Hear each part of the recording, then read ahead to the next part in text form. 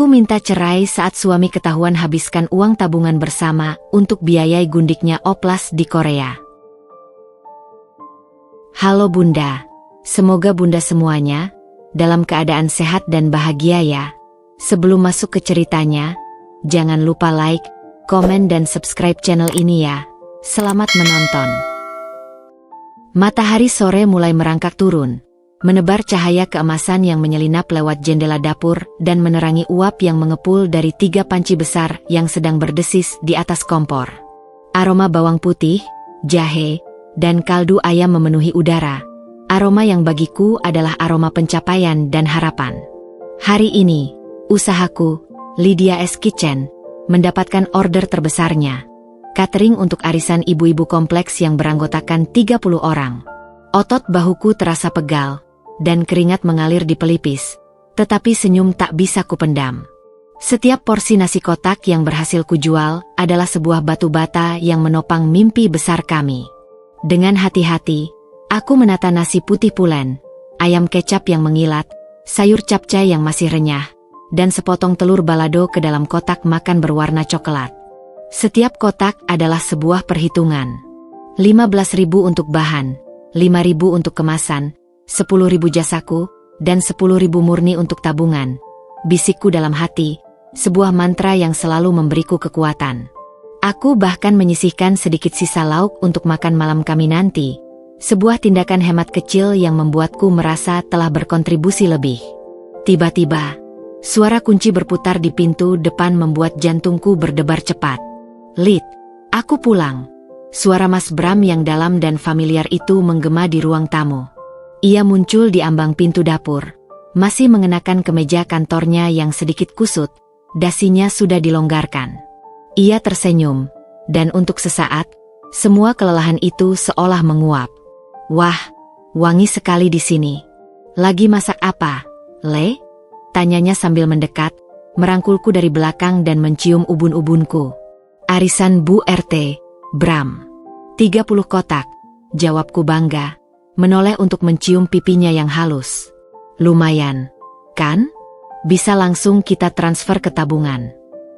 Matanya berbinar. Wah, istriku memang hebat. Aku juga ada kabar baik. Proyek yang kemarin itu disetujui. Bonusnya mungkin akan lebih besar dari perkiraan. Ia mengambil sepotong wortel dari capcay yang belum masuk kotak dan mengunyahnya. Enak. Beneran enak, Lid. Ini baru wortel, Bram, jawabku sambil tertawa, menepuk tangannya yang nakal. Nanti makan malamnya habis. Lapar mataku lihat kamu yang cantik lagi masak. Godanya, membuatku tersipu. Inilah ritus kami. Kehangatannya adalah bahan bakar yang membuatku sanggup bekerja berjam-jam. Setelah semua pesanan selesai dan diantarkan, kami akhirnya duduk untuk makan malam. Meja makan kayu sederhana itu adalah pusat dari alam semesta kami. Di sanalah kami berbagi cerita, tertawa, dan bermimpi. Jadi, dengan order hari ini dan bonusmu nanti, kita sudah mencapai berapa, ya? Tanyaku sambil menyuapkan nasi. Mas Bram mengangguk, mengambil kalkulator dan buku tabungan kecil yang selalu disimpannya. Ditambah bonus, mungkin kita sudah di sekitar 295 juta. Lid, hampir 300. Ia menghela napas lega. 5 juta lagi, dan kita bisa melunasi cicilan terakhir rumah ini. Bayangan itu membuat mataku berkaca-kaca. Benarkah, Bram? Benar-benar lunas. Iya, Lid. Rumah ini sepenuhnya akan jadi milik kita. Bebas. Ia meraih tanganku dan memegangnya erat. Dan setelah itu, tujuan selanjutnya adalah Bandara Incheon. Aku janji, kita akan lihat daun ginkgo yang kuning emas itu bersama-sama. Bukan lihat dari layar TV lagi. Aku membayangkannya. Aku dan Mas Bram berjalan berpegangan tangan di tengah cuaca musim gugur yang sejuk, menjajal street food, dan tertawa lepas tanpa beban cicilan.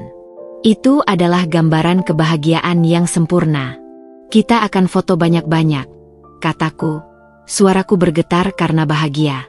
Dan kamu tidak perlu masak-masak dulu di sana. Kita akan makan di restoran mewah setiap hari. Janjinya, matanya berbinar penuh keyakinan. Malam itu, sebelum tidur, kami kembali menghitung angka-angka di buku tabungan itu. Setiap digit adalah sebuah pengorbanan, sebuah harapan, sebuah keringat. Aku memandang wajah Mas Bram yang berseri-seri saat ia berbicara tentang masa depan kami. Aku percaya padanya. Aku percaya pada kami. Rasanya tidak ada badai yang bisa mengoyak benteng impian yang kami bangun susah payah. Batu demi batu, rupiah demi rupiah. Dunia terasa sempurna di dalam 4 dinding rumah kami yang sederhana namun penuh cinta itu. Kebahagiaan dari malam itu masih terbawa hingga keesokan harinya. Aku masih merasakan sisa-sisa euforia dari rencana besar kami. Seolah-olah aroma daun ginkgo sudah bisa kucium dari udara Jakarta yang polutif ini. Semangatku untuk bekerja membara. Lydia S. Kitchen harus semakin besar, harus semakin sukses. Setiap tambahan pesanan adalah sebuah langkah menuju pelunasan rumah dan pintu keberangkatan menuju Korea. Bahkan menyiapkan bumbu-bumbu dasar terasa seperti sebuah ritual suci yang kudarmai dengan penuh sukacita. Namun, perlahan-lahan, seperti awan kelabu yang tak diundang menghalangi matahari, suasana mulai berubah. Itu dimulai dengan hal-hal kecil, perubahan-perubahan samar yang awalnya kusangka hanya imajinasiku yang terlalu lelah. Suatu malam, jam dinding sudah menunjukkan pukul 10. Piring makannya masih tergeletak di meja, dingin. Padahal biasanya, Mas Bram paling telat pulang pukul 8. Aku mencoba meneleponnya. The number you dialed is not available. Aku menghela napas. Mungkin lagi meeting penting. Ponselnya dimatikan. Aku memberesi meja dan menunggu di sofa, hingga akhirnya tertidur. Aku terbangun oleh suara kunci yang dibuka dengan hati-hati. Jam sudah menunjukkan pukul 1:30 pagi. Bram, kamu baru pulang? Tanyaku sambil mengusap mata, bangkit dari sofa. Dia kelihatan lelah sekali. Ada bayangan hitam di bawah matanya. Iya, Lid. Maaf bikin kamu nunggu. Proyek baru ini sangat menuntut. Meetingnya molor sampai larut. Jawabnya sambil melepas sepatu, menghindari kontak mata. Loh, meeting sampai jam segini? Kamu makan belum? Aku panasin makanan. Tawarku, beranjak dari sofa. Udah. Aku makan di luar sama klien. Capek, Lid. Aku mau mandi dulu ya, katanya singkat sebelum bergegas menuju kamar mandi, meninggalkanku berdiri sendiri di ruang tamu. Keesokan harinya, saat sarapan, aku mencoba menanyakan soal proyek barunya. Proyek apa sih, Bram? Kok sampai sebegitu hebohnya? Kamu jadi sering pulang malam, tanyaku sambil menyuapkan nasi goreng. Dia terlihat sedikit gelagapan. Ini proyek pengembangan software untuk klien baru dari Korea. Lumayan besar nilainya, tapi agak rumit. Makanya sering meeting dadakan dan lembur. Jelasnya, tapi matanya tidak menatapku. Ia asyik memainkan sendoknya. Korea? Wah, kebetulan banget ya. Nanti kalau kita ke sana, kamu bisa jadi tour guide-nya. Godaku, mencoba mencairkan suasana. Dia hanya tersenyum tipis. Sebuah senyuman yang tidak sampai ke matanya. Iya, nanti. Tapi sekarang fokusnya ke proyek ini dulu. Bonusnya besar, Lid. Bisa ngebutin tabungan kita. Ucapannya tentang bonus dan ngebutin tabungan semestinya membuatku senang. Tapi ada sesuatu yang tidak beres. Semangatnya ketika membicarakan proyek ini terasa berbeda. Dulu, setiap dapat proyek baru, matanya akan berbinar dan ia akan bercerita dengan penuh semangat, mendeskripsikan detail teknis yang tidak terlalu kupahami tapi kudengarkan dengan antusias. Sekarang, jawabannya pendek, datar, dan terkesan dihindari. Ponselnya pun berubah. Dulu, ia selalu meletakkannya di atas meja atau di saku. Sekarang, ponselnya seperti menjadi perpanjangan tangannya. Selalu digenggam, bahkan saat ke kamar mandi. Dan selalu dalam mode senyap atau getar. Suatu kali, ponselnya bergetar di atas meja saat kami makan. Ia langsung menyambar dan melihat layarnya. Wajahnya berubah, Bukan ekspresi profesional melihat email kerja, tapi sesuatu yang lain. Lalu ia segera menyimpan ponselnya kembali. "Siapa? Bram?" tanyaku polos. "Ah, cuma notifikasi grup kerja." "Gak penting," jawabnya cepat. Terlalu cepat. Awan mendung itu semakin tebal. Aku mencoba mengusir perasaan tidak enak ini. Aku berkata pada diri sendiri bahwa ia memang lelah, bahwa proyek ini sangat penting untuk masa depan kami, bahwa aku harus menjadi istri yang suportif dan tidak cerewet. Tapi suatu malam, saat ia tertidur pulas setelah pulang sangat larut, sebuah getar samar terdengar dari jaketnya yang tergantung. Tanpa kusadari, kakiku membawaku mendekat. Sebuah naluri purba, sebuah rasa ingin tahu yang menusuk-nusuk. Dengan hati-hati, aku mengeluarkan ponselnya dari saku jaket. Layarnya menyala, menampilkan sebuah notifikasi pesan singkat. "F, masih di kantor? Jangan lupa makan. Miss you." Jantungku berhenti berdetak untuk sesaat. "F? Siapa F? Kenapa pesannya personal sekali? Miss you?" Tanganku gemetar. Aku menaruh kembali ponsel itu, perasaan kalut. Aku kembali ke tempat tidur, memandangi suamiku yang tertidur. Wajahnya yang dulu kupandang penuh cinta, sekarang menyimpan 1000 misteri. Aku memutar kembali semua alasan lembur, semua meeting mendadak, semua pesan singkat yang disembunyikan. Awan mendung itu akhirnya mulai meneteskan hujan keraguan ke dalam hatiku. Tapi aku masih berusaha keras mempercayainya. "Mungkin hanya kolega yang terlalu ramah," bisikku pada diri sendiri sambil memejamkan mata, berusaha menidurkan kegelisahan yang mulai menggerogoti keyakinanku. Mungkin, hanya mungkin, ini semua ada penjelasan logisnya. Kegelisahan yang kurasakan sejak malam itu seperti benang kusut yang tak kunjung bisa diuraikan. Setiap dering telepon atau bunyi notifikasi ponselku sendiri membuatku tersentak. Pesan dari F itu terus terngiang-ngiang, menari-nari di pikiran bagai hantu yang tak mau pergi. Aku mencoba membenamkan diri dalam kerja, menerima lebih banyak order catering, berharap kesibukan akan membunuh kecemasan yang menggerogoti. Tapi bayangan itu tetap ada, sebuah noda hitam pada kanvas indah kehidupan kami. Hari itu, setelah mengantarkan 10 kotak nasi kuning beserta lauk pauknya untuk syukuran kelahiran bayi tetangga, aku memutuskan untuk melakukan ritual yang biasanya membahagiakan, mengecek tabungan. Duduk di depan laptop di meja makan, kuambil segelas air putih dan menarik napas dalam. "Ini akan menyembuhkanku," pikirku. Melihat angka itu bertambah akan mengingatkanku pada tujuan kami, pada Mas Bram yang bekerja keras, pada mimpi Korea yang masih ada di ujung sana. Aku membuka aplikasi banking dengan jari yang sedikit gemetar.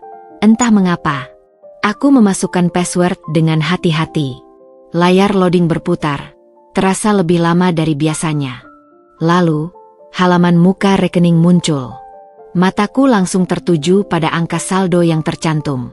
Rp50.000.00. Aku mengedipkan mata beberapa kali, percaya bahwa mataku yang lelah telah berhayal. Aku menyegarkan halaman. Aku menutup aplikasi dan membukanya kembali. Hasilnya sama. Rp50.000.00. Dari hampir 300 juta, hanya tersisa Rp50.000. Dunia di sekelilingku seakan diam. Suara lalu lintas di luar jendela menghilang.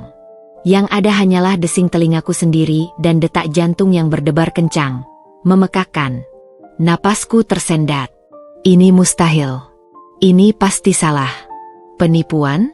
Peretasan? Pikiranku berkelebat mencari penjelasan logis, mencari segala kemungkinan kecuali satu kemungkinan yang paling kutakuti. Dengan tangan yang gemetar tak terkendali, aku mengambil ponselku. Jari-jariku yang dingin hampir tidak bisa menekan nomor Mas Bram. Teleponnya berdering. Sekali, 2 kali, terasa seperti keabadian. "Aduh, tolong diangkat, Bram. Tolong jelaskan ini," bisikku sendiri, suaraku parau. Akhirnya, dia mengangkat. "Lid? Ada apa?" Suaranya terdengar sibuk. Ada suara klakson mobil di belakangnya. Dia di jalan. "Bram." Suaraku tercekat, hampir tidak bisa keluar. "TA tabungan, tabungan kita." "Tabungan kita kenapa?" tanyanya. Nada suaranya berubah, menjadi waspada, bahkan tegang. "Hilang. Bram, uangnya. Hampir habis semuanya." Akhirnya terucap juga, diikuti oleh isak tangis yang tak bisa lagi kutahan. "Tinggal 50.000. Di mana uang kita, Bram?" Dia terdiam. Sunyi di seberang sana terasa lebih menakutkan daripada kemarahan.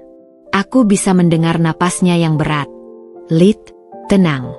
Dengar baik-baik," katanya akhirnya. Suaranya datar dan terukur, seolah sedang membaca pernyataan yang sudah dipersiapkan. Itu untuk urusan darurat. Investasi. Proyek yang dari Korea itu. Kan aku bilang? Mereka butuh modal kerja cepat, dan returnnya sangat besar. Aku harus gesek tabungan itu. Itu darurat, Lid. Aku tidak sempat bilang. Investasi? Tapi hampir 300 juta. Bram? Semuanya? Tanpa bilang-bilang dulu? Tanpa diskusi? Tangisku semakin menjadi. Logikanya tidak bisa menerima. Ini bukan Mas Bram yang kukenal. Dia selalu hati-hati dengan uang, selalu mendiskusikan pengeluaran besar, sekalipun itu untuk keperluannya sendiri. Aku kan bilang, darurat. Kalau nunggu diskusi, kesempatannya lewat. Suaranya mulai meningkat, terdengar defensif dan kesal. "Percaya sama aku, ya, Lid? Nanti uangnya balik berlipat. Bisa buat lunasin rumah langsung, bahkan lebih. Percaya sama Mas, ya." Tapi, "Lid, aku lagi nyetir. Bahaya. Nanti aku telepon lagi. Tenang saja, jangan panik. Semuanya akan baik-baik." Dan sebelum sempat ku protes lagi, dia menutup telepon. Tut, tut. Aku terduduk lemas di kursi. Ponsel masih menempel di telinga yang sudah dingin. Air mata mengalir deras di pipiku, membasahi baju kaos yang kukenakan. Kata-katanya terngiang, "Percaya sama Mas." Itu adalah kalimat yang selalu dia ucapkan sejak kami pacaran dulu. Kalimat yang selalu memberiku rasa aman. Tapi kali ini, kalimat itu terasa hampa. Kosong. Seperti pisau yang menusuk dan memelintir isi perutku. Kenapa dia tidak memberitahuku? Kenapa dia begitu dingin? Kenapa dia malah kesal padaku yang panik? Aku memandangi layar laptop yang masih menyala, menampilkan angka Rp50.000.000 yang terasa seperti sebuah lelucon kejam. Tabungan bertahun-tahun. Keringat, lelah, pengorbanan, impian berlibur, bahkan pelunasan rumah, semua menguap begitu saja. Dan yang paling menyakitkan adalah, untuk pertama kalinya dalam pernikahan kami, aku tidak percaya pada kata-katanya. Sebuah tembok besar telah tumbuh antara kami dalam satu percakapan telepon yang singkat itu. Aku merasa sendiri, sangat sendiri, di dalam rumah yang seharusnya menjadi tempat ternyaman. Awan mendung itu akhirnya pecah menjadi badai, dan aku tenggelam dalam rasa takut dan keraguan yang paling gelap.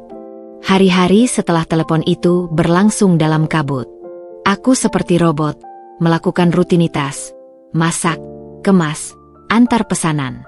Tapi konsentrasiku buyar. Garam terhitung double, pesanan tertukar, dan senyumku untuk pelanggan terasa palsu dan rapuh. Angka Rp50.000.000 itu terpampang di depan mataku, siang dan malam, seperti sebuah kutukan. Setiap kali ponsel berdering, jantungku berdebar kencang, berharap itu Mas Bram dengan penjelasan yang masuk akal, dengan bukti transfer balik, dengan sesuatu yang bisa menyelamatkan kami dari jurang ini. Tapi Mas Bram justru semakin menjauh. Alasan, proyek darurat, itu membuatnya semakin sering tidak pulang, bahkan di akhir pekan. Teleponnya selalu singkat, terburu-buru, dan penuh dengan janji-janjinya yang sekarang terasa kosong. Lid, sabar ya. Lagi kritikal ini. Atau, nanti kalau semua sudah clear, aku jelasin semuanya. Tapi, nanti, itu tak kunjung datang. Aku mulai tidak bisa tidur. Malam-malam diisi dengan memutar ulang setiap kata, setiap perubahan sikapnya, dan pesan dari F yang misterius itu. Suatu sore, saat aku sedang berusaha fokus menghias kue ulang tahun untuk pesanan anak tetangga, ponselku berbunyi. Sebuah pesan dari Sari, teman arisan yang juga langgananku. "Lid, ini kamu lagi ada di Korea." Bunyi pesannya, disertai sebuah screenshot. Jempolku membeku di atas frosting yang berwarna-warni. Darah seolah membeku di nadiku. Perlahan, kubuka gambar itu. Itu adalah screenshot dari Instagram seorang wanita bernama Fanny. Fotonya sangat jelas. Dia sedang berdiri gagah di depan pintu boarding pass dengan latar belakang pesawat Korean Air. Dia memakai kacamata hitam besar dan syal merek mahal, tersenyum sumringah. Captionnya, "Finally, dream come true. Seoul, here ikome. Tangyu, my love. Nyumi Korean Dream Seoul Trip." Tapi yang membuatku terpana bukanlah fotonya. Bukan pula captionnya. Melainkan kolom komentar di bawahnya. Sebuah akun yang sangat kukenal. Akun Mas Bram. Dengan foto profilnya mengenakan kemeja yang kupilihkan. Memberikan komentar yang membuat seluruh duniamu runtuh. Bram_Pratama. "Semoga cantik selalu. Sayang. Enjoy your trip. Seoul. Sayang." Kata itu membakar mataku. Sayang? Dia memanggil wanita lain sayang di depan umum, untuk semua dunia melihat, termasuk untukku? Tubuhku gemetar tak terkendali. Kue ulang tahun yang sedang kuhias terlepas dari tanganku, jatuh berantakan di lantai, mewarnai ubin dengan krim dan sprinkles berwarna-warni. Tapi aku tidak peduli. Aku menatap fix pada screenshot itu. Setiap detailnya menghantamku seperti pukulan godam. Dia di Korea? Bisikku sendiri, suaraku parau. Dia menggunakan uang kita untuk membawa wanita lain ke Korea. Impian kami. Mimpi yang kami bicarakan di meja makan setiap malam. Mimpi melihat daun ginkgo. Dia menodainya. Dia memberikannya pada wanita lain. Dengan jari yang gemetar liar, aku membuka aplikasi Instagram dan mencari nama Fanny. Akunnya terbuka. Dan di sana, tertumpuklah semua bukti yang selama ini kutunggu-tunggu dan kutakuti. Feednya dipenuhi dengan foto-foto di klinik kecantikan mewah di Seoul. Foto sebelum dan setelah operasi. Foto dengan perban, tersenyum tipis. Foto hidung yang semakin mancung, mata yang semakin sipit sempurna, kontur wajah yang tirus. Setiap foto disertai caption yang berterima kasih pada Someone Special yang telah mewujudkan mimpinya. Dan ada satu foto yang paling menyakitkan. Sebuah video pendek di mana dia sedang berjalan-jalan di Myeongdong, menunjuk-nunjuk sebuah toko perhiasan. Captionnya, "My love said I deserve something shiny after being a brave girl. Thank you papi." Papi. Aku menyentuh layar, memperbesar video itu.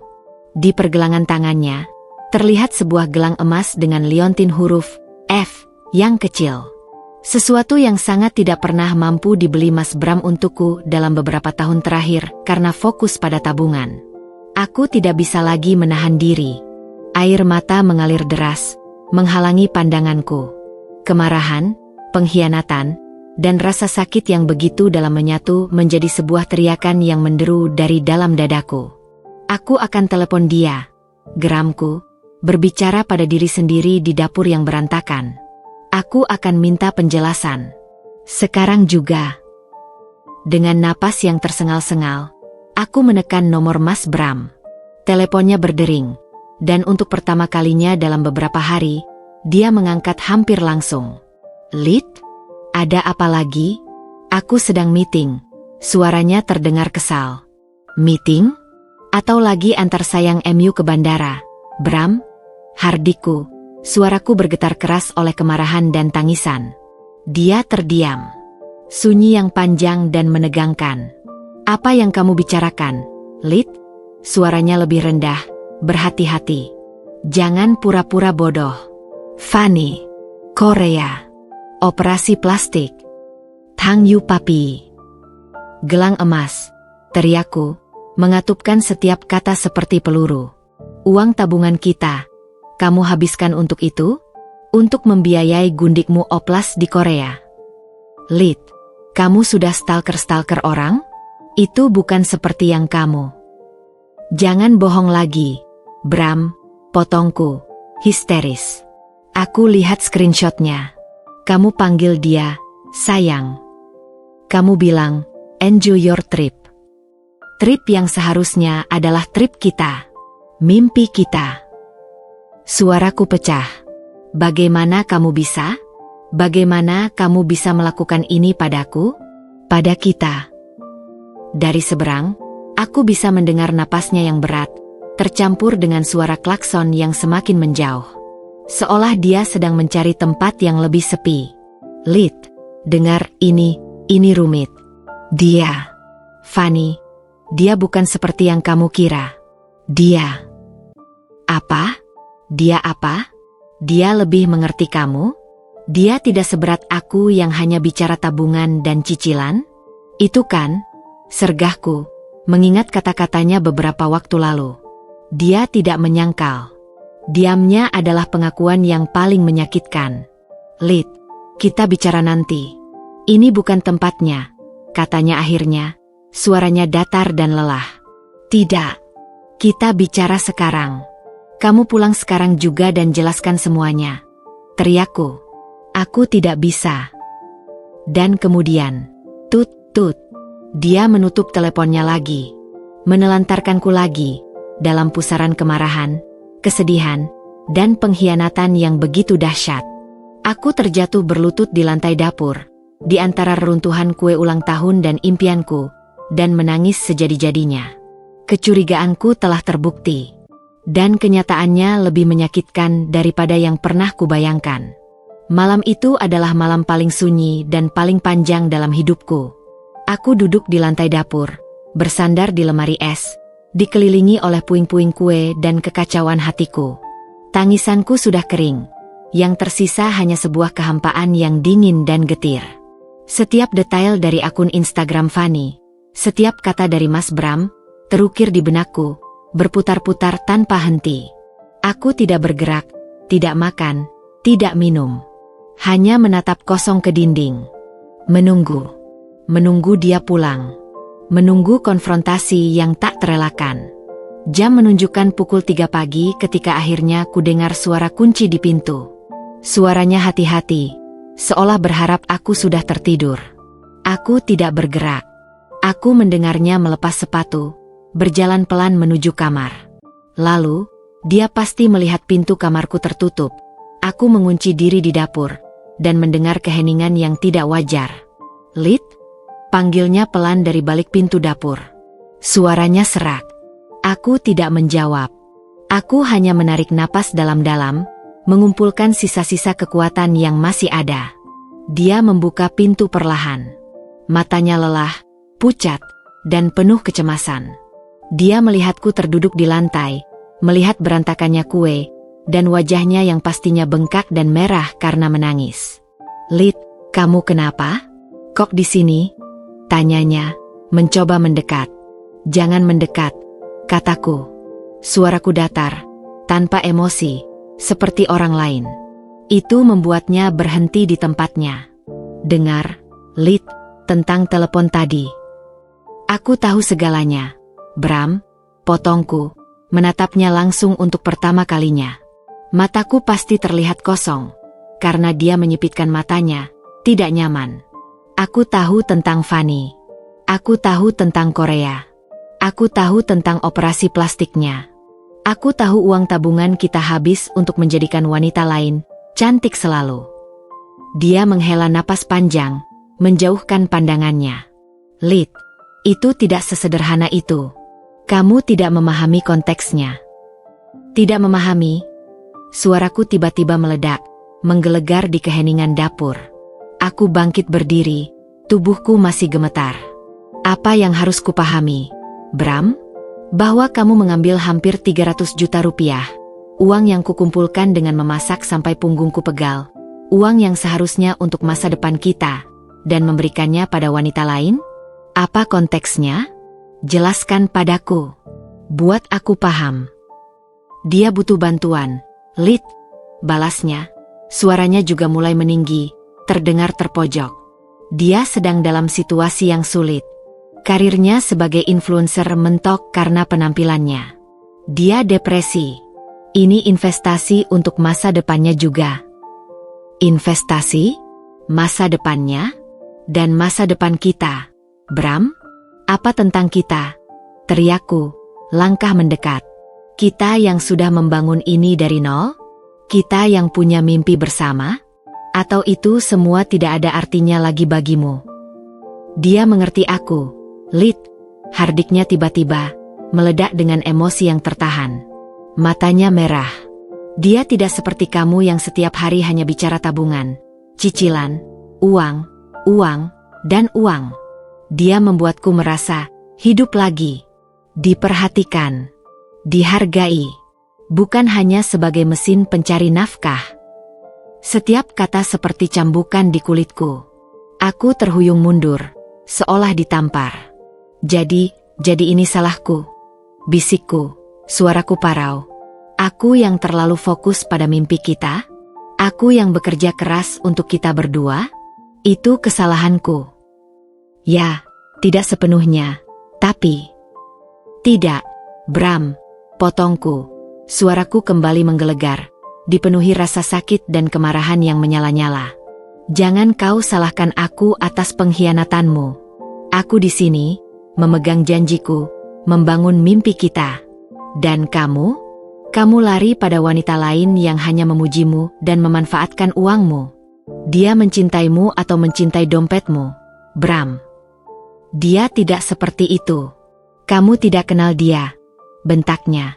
Dan kamu kenal dia seberapa dalam? Cukup dalam untuk menghancurkan segalanya yang kita bangun? Untuk menjual masa depan kita? Aku mendekat lagi, menatapnya tanpa takut. Kamu panggil dia, sayang, di depan umum. Kapan terakhir kali kamu memanggilku seperti itu? Kamu bilang, enjoy your trip, padanya. Trip yang adalah mimpi kita. Dia tidak bisa menjawab. Dia hanya menatapku, dadanya naik turun dengan cepat. Jawab aku, Bram, apakah semua ini sia-sia? Semua pengorbanan? Semua kerja keras? Apakah cinta kita hanya segitu berharganya bagimu?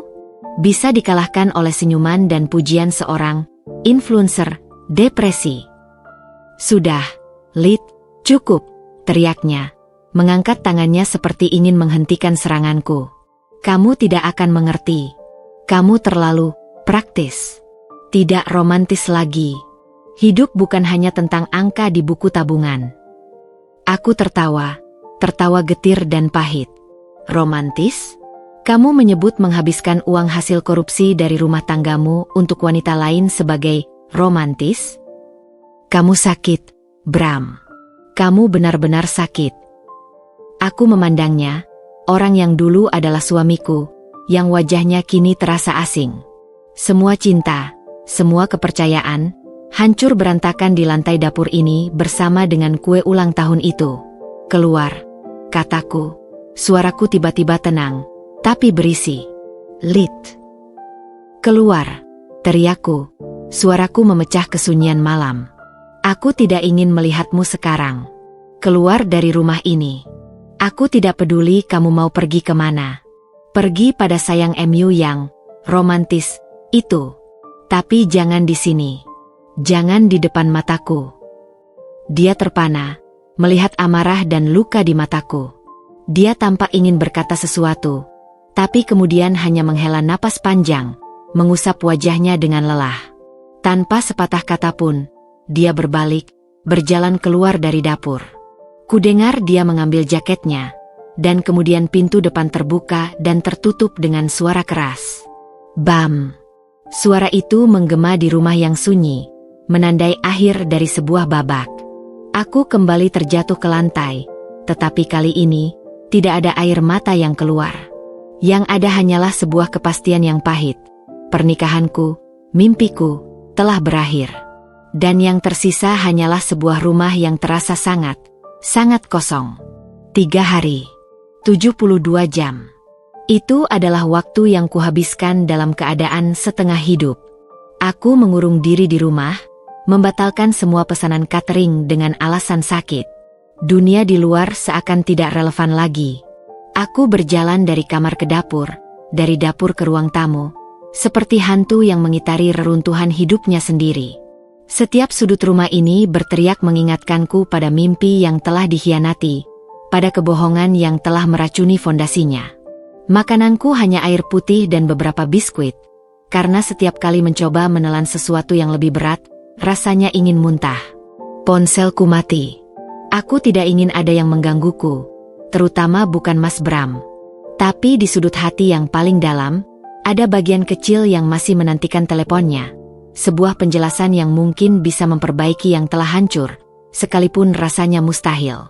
Pada pagi hari keempat, saat aku sedang duduk lesat di teras belakang, memandangi tanaman-tanamanku yang mulai layu karena tidak dirawat, ku dengar suara kunci di pintu depan. Perlahan, hati-hati. Aku tidak bergerak. Aku sudah terlalu lelah untuk marah, terlalu hancur untuk berteriak. Dia menemukanku di teras.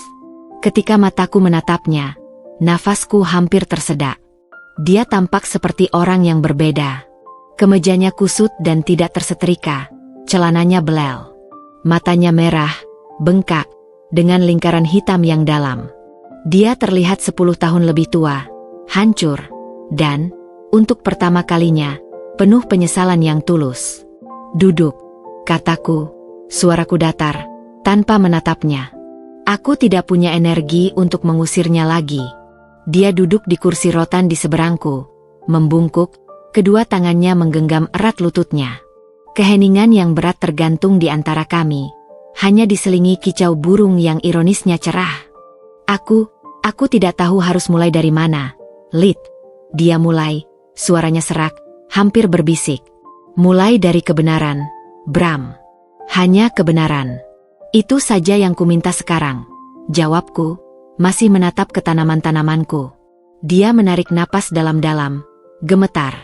Aku bertemu Fanny, 6 bulan yang lalu. Di sebuah acara launching produk. Dia memang sengaja mendekatiku. Awalnya hanya basa-basi, lalu dia mulai memuji caraku berpakaian, caraku bicara, pekerjaanku. Dia berhenti, seolah mendorong dirinya untuk terus berbicara. Aku sedang dalam titik di mana aku merasa tidak dihargai. Pekerjaan monoton, tekanan, dan di rumah maaf. Lit, aku merasa kamu hanya sibuk dengan usahamu dan obsesi pada tabungan kita. Aku merasa tidak dilihat. Aku mengatupkan rahang, mendengar pengakuan yang menyakitkan itu. Tapi aku diam, mendengarkan. Fanny, dia berbeda. Dia membuatku merasa seperti pria lagi. Diinginkan, dipuja. Dia selalu bilang aku pria hebat, bahwa aku layak dapat lebih. Awalnya hanya makan siang, lalu makan malam, dan suaranya tercekat. Aku tahu itu salah, Lit. Aku tahu. Tapi itu seperti candu. Perhatiannya, pujiannya, itu membuatku lupa pada semua tekanan. Lalu dia mulai menceritakan tentang rencana operasi plastik Fanny. Bagaimana Fanny merengek, mengatakan bahwa karirnya akan mentok tanpa penampilan baru, bahwa dia depresi, bahwa dia butuh bantuannya. Dia bilang, setelah operasi, dia akan sepenuhnya jadi milikku. Bahwa kita akan bersama. Dia menjanjikan dunia, dan aku seperti orang bodoh yang termabuk pujian, mempercayainya. Jadi uang itu, kataku pelan, akhirnya menoleh untuk menatapnya. Dia yang minta, bisiknya, menunduk dalam malu. Dia bilang, itu bukti cintaku. Bahwa kalau aku sungguh-sungguh mencintainya, aku akan membantunya mewujudkan mimpinya. Dan aku. Dia menggelengkan kepalanya, tangannya menutupi wajah. Aku mengambilnya. Tanpa berpikir 2 kali. Aku memindahkan uang tabungan kita, sedikit demi sedikit, agar kamu tidak curiga. Aku berbohong tentang meeting, tentang proyek, tentang segalanya. Suaranya pecah menjadi isakan. Aku tahu itu gila. Aku tahu itu salah. Tapi saat itu, yang kupikir hanya untuk membuatnya tetap tersenyum padaku. Untuk membuatnya tetap memujiku. Dia menangis, tangisan lelaki yang dalam dan penuh penyesalan. Tangisan yang dulu mungkin akan membuatku luluh dan memeluknya. Sekarang, aku hanya bisa duduk, membeku, menyaksikan kehancurannya. Dia bilang, setelah cantik, dia akan sepenuhnya jadi milikku. Ulangnya, seperti sebuah mantra bodoh yang sekarang dia sesali. Tapi begitu dia sudah mendapatkan yang dia mau, dia berubah. Selesaikan kalimatnya dengan dingin. Dia mengangguk, tidak mampu berkata-kata. Tubuhnya terguncang oleh isakannya. Aku memandangnya, pria yang dulu adalah kekasih, suami, dan partner hidupku.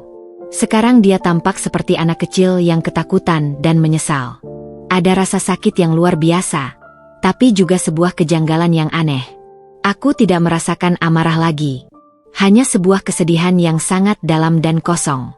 Jadi, semua pengkhianatan, semua kebohongan, semua kehancuran ini, karena kamu butuh dipuja? Tanyaku, suaraku lembut tapi menusuk. Dia mengangkat wajahnya yang basah, matanya begging for forgiveness. Aku sesat, Lid. Aku benar-benar sesat. Aku tidak tahu apa yang merasukiku. Aku menyesal. Lebih dari apapun di dunia ini. Dia merangkul lututnya, merinding. Aku kehilangan segalanya untuk seorang wanita yang bahkan tidak mau menjawab teleponku sekarang. Karma. Ya, Lid, ini karma untukku. Aku menarik napas panjang, memandangi langit yang cerah. Ya, Bram. Ini karma. Tapi bukan hanya untukmu. Aku berdiri, rasa lelah yang amat sangat menyelimutiku. Ini karma untuk kita berdua. Aku dikhianati, dan kamu telah kehilangan segalanya untuk sebuah ilusi. Aku berjalan meninggalkannya sendirian di teras, dengan penyesalannya yang sudah terlambat. Pengakuan pahitnya telah mengukir luka yang lebih dalam, karena tidak ada yang bisa diperbaiki lagi. Kepercayaan sudah hancur berkeping-keping. Dan sekeras apapun dia menangis, kepingan-kepingan itu tidak akan pernah bisa disatukan kembali.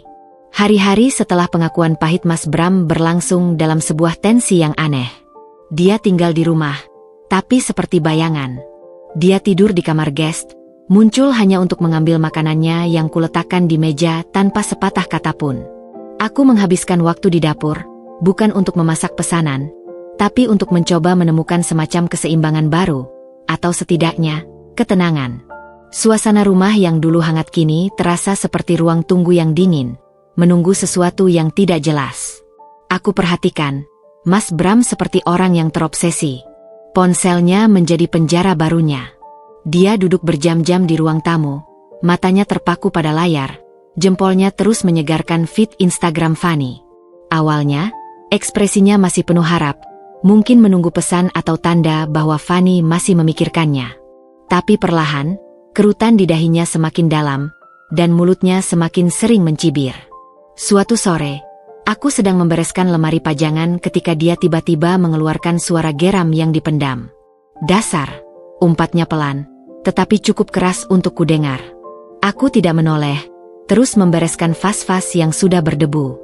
Dia upload story lagi, gumannya, lebih kepada dirinya sendiri daripada kepadaku. Dari klub malam di Gangnam. Teriak-teriak opa ini opa itu. Suaranya penuh cemburu dan kepahitan. Padahal dulu bilangnya tidak suka keramaian. Bilangnya lebih suka dinner berdua saja. Aku masih diam. Apa yang harus kukatakan? Sudah kuduga? Itu hanya akan menyakitinya lebih dalam, dan rasa sakitnya sekarang terasa seperti sesuatu yang sangat privat, bukan lagi urusanku. Keesokan harinya, ritualnya berlanjut. Kali ini, dia mengeluh lebih keras. Lihat nih, Lid, katanya tiba-tiba, seolah butuh konfirmasi dari luar. Dia menyodorkan ponselnya. Aku melihat secuplik video di mana Fanny sedang mencoba lipstik baru di sebuah department store mewah, tertawa cekikan dengan seorang teman perempuan. Dia bilang lagi sibuk recovery. Tapi ini sibuk? Ini bersenang-senang dengan uangku. Aku bukan tempat yang tepat untukmu mengeluh tentang dia, Bram, jawabku dingin, kembali membereskan barang-barang di rak. Dia menarik kembali ponselnya, wajahnya memerah. Aku tahu. Tapi, lihatlah. Dia bahkan tidak membalas pesan, "How are you-ku" yang kemarin. Sudah 2 hari, keluhnya. Suaranya seperti anak kecil yang kecewa. Ini konsekuensi dari pilihanmu, kataku, masih tanpa menoleh. Kau membayar untuk sebuah fantasi. Dan fantasi itu sudah selesai baginya. Dia terdiam. Kemudian, aku mendengar suara napasnya yang berat dan terisak. Aku menoleh sedikit. Dia menunduk, bahunya gemetar. Ponselnya tergeletak di lantai. Dia janji akan video call setiap hari. Akan cerita semua prosesnya. Akan bilang dia kangen. Isaknya. Sekarang, cuma bisa like story dia. Kayak orang lain. Kayak pelanggan setia. Kata, pelanggan setia, itu menyentakku. Itulah tepatnya yang dia sekarang. Hanya seorang pelanggan yang telah membayar untuk sebuah layanan, dan layanannya telah selesai.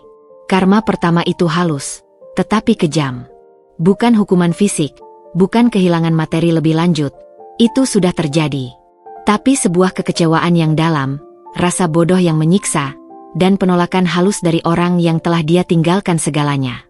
Aku melihatnya terpuruk di sofa, seorang lelaki yang telah menukar mutiara dengan kerang kosong, dan sekarang baru menyadari betapa berharganya yang dia tinggalkan dan betapa hampa yang dia dapatkan. Dunia Fanny terus berputar, penuh warna, tawa, dan kemewahan baru di Instagram. Sementara dunia Mas Bram telah menyempit menjadi sebuah ruang tamu yang suram dan sebuah ponsel yang hanya menayangkan penolakan demi penolakan dalam bentuk like yang tidak pernah dibalas. Aku memutuskan untuk pergi ke pasar, mencari sedikit udara segar. Saat aku berjalan melewatinya, dia masih terduduk di posisi yang sama, menatap kosong ke layar ponsel yang sudah gelap, terperangkap dalam sangkar kekecewaan yang dia bangun dengan tangannya sendiri. Kekecewaan Mas Bram yang semakin menjadi-jadi seolah tidak cukup sebagai hukuman. Realita kehidupan, yang sempat tertutup oleh kabut fantasi dan kebohongan, mulai mengetuk pintu dengan keras dan tidak sopan. Aku, yang masih berusaha mencari cara untuk bertahan dari badai pengkhianatan, tiba-tiba diingatkan bahwa ada hal-hal praktis yang tidak bisa diabaikan selamanya. Suatu pagi, saat aku sedang mencoba memaksa diriku untuk memasak sesuatu, apapun, untuk bertahan hidup, bel pintu berbunyi. Aku menghela napas, berharap itu bukan tetangga yang ingin memesan catering atau bertanya kenapa usahaku libur panjang.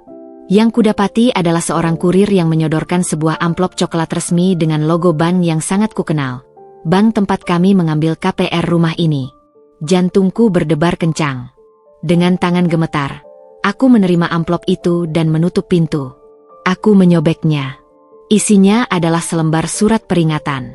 Bahasa hukumnya kaku dan formal, tetapi intinya jelas, pembayaran cicilan bulan ini terlambat. Jika dalam 7 hari tidak dilakukan pelunasan, akan dikenakan denda keterlambatan dan langkah lebih lanjut akan diambil. Langkah lebih lanjut. 3 kata itu terasa seperti algojo yang mengasah kapaknya. Aku berdiri terpaku di tempat, surat itu bergetar di tanganku. Uang tabungan habis. Penghasilanku dari catering berhenti total. Dan penghasilan Mas Bram? Aku bahkan tidak tahu apakah dia masih bekerja atau hanya sibuk meratapi nasib dan memantau media sosial Fanny. Aku berjalan pelan ke ruang tamu. Mas Bram masih dalam posisi yang sama seperti kemarin. Terduduk di sofa, ponsel di tangan, tapi sekarang matanya kosong, menatap dinding. Bram, panggilku. Suaraku datar. Dia tidak menoleh. Sepertinya dia tenggelam sangat dalam-dalam pikirannya. Bram, panggilku lebih keras.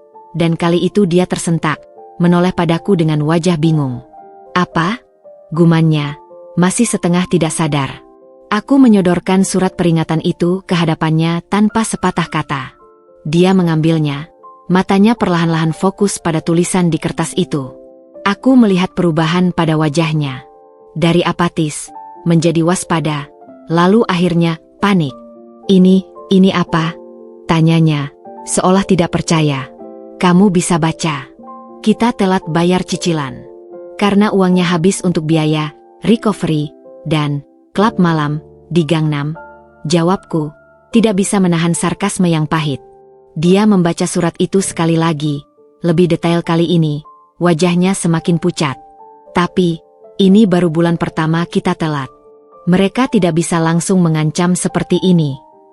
Mereka bisa, Bram. Dan mereka lakukan. kataku. Ini bukan main-main. Mereka akan kenakan denda, bunga berlipat, dan jika terus-menerus, mereka akan menyita rumah ini. Mengucapkan kata, menyita, terasa seperti mengucapkan mantra kutukan. Dia terdiam, menatap surat itu seolah itu adalah seekor ular yang akan menggigitnya. Aku harus cari uang. Cepat. Dia bangkit, mulai mondar-mandir di ruang tamu, tangan meremas-remas rambutnya. Aku harus hubungi teman-teman. Mungkin bisa pinjam. Pinjam? Untuk bayar cicilan yang hampir 3 juta sebulan? Dan kita harus bayar denda juga? Kamu pikir siapa yang akan meminjamkan kita uang sebanyak itu dalam waktu seminggu? Tanyaku, suaraku mulai meninggi oleh kepanikan yang juga mulai menyusup. Diam, Lid. Jangan bikin aku tambah stres. Bentaknya, berhenti mondar-mandir dan menatapku dengan mata liar. Aku sedang mikir. Ada proyek klien Korea itu, mungkin bisa muka bayaran. Proyek Korea? Proyek yang mana? Bram? Yang fiktif? Atau yang uangnya sudah jadi hidung dan mata Fani? Hardiku, tidak bisa menahan diri lagi. Sudah tidak ada proyek. Itu hanya alasan untuk menutupi kebohonganmu. Jangan, teriaknya, mendekatiku dengan wajah yang mendistorsi kemarahan dan keputusasaan. Jangan katakan itu. Itu nyata. Itu harus nyata. Teriakan itu seperti teriakan orang yang sedang menggantungkan harapan terakhir pada seutas benang yang sudah putus. Dia melihat ponselnya, lalu melemparkannya ke sofa dengan geram. Dia bahkan tidak membalas. Aku kirim pesan, minta dia balikan sebagian uangnya. Hanya sebagian saja. Untuk bayar cicilan. Dia bilang uangnya sudah habis untuk perawatan pasca operasi. Habis? 300 juta habis untuk perawatan. Dia tertawa getir, hampir histeris. Dia kirim foto lagi belanja tas merek baru. Bilang, "Thank you for the gift, papi." Apakah dia gila? Aku hanya memandangnya, melihat kehancuran totalnya. Kemarahan, penyesalan, kepanikan, dan kekecewaan bercampur menjadi satu. Surat peringatan di tangannya bukan lagi sekadar kertas. Itu adalah cermin dari semua kesalahan dan kebodohannya. Dia tidak gila, Bram. Dia hanya memanfaatkanmu. Dan kamu yang membiarkan dirimu dimanfaatkan, kataku pelan. Sekarang, kita menghadapi konsekuensinya. Bersama. Kata, bersama, itu terasa pahit di lidah. Dia kembali terduduk di sofa, menunduk, surat peringatan itu terjatuh dari tangannya dan melayang ke lantai. Aku akan cari cara. Aku janji, Lid. Aku akan selamatkan rumah ini. Aku memungut surat itu dari lantai. Kertasnya terasa dingin. Aku tidak percaya pada janjinya lagi. Janji-janjinya sudah terbukti kosong. Yang ada hanyalah sebuah peringatan, sebuah tenggat waktu, dan sebuah ketakutan akan kehilangan satu-satunya hal yang masih tersisa, atap di atas kepala kami. Peringatan itu bukan lagi sekadar surat dari bank. Itu adalah genta kematian untuk sisa-sisa kehidupan kami yang hancur.